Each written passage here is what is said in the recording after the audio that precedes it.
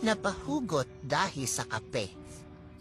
Alam mo ba, habang inihipan ko ang mainit na bagong bili kong kape, para mainom ko ito na hindi ako mapaso, bigla akong napaisip na para pala isa itong relasyon, na pag kayo'y merong hindi na pagkakaunawaan ng iyong partner sa buhay, pag mainit at bago pa ang problema, kailangan niyo muna itong palamigin bago ito pag-usapan para hindi niya masaktan ang bawat isa sa mga bibitawan niyong salita. Kaya, sa mga magjowa pa lang o mag-asawa na, ugaliin niyong sabay magkape para humaba ang inyong samahan.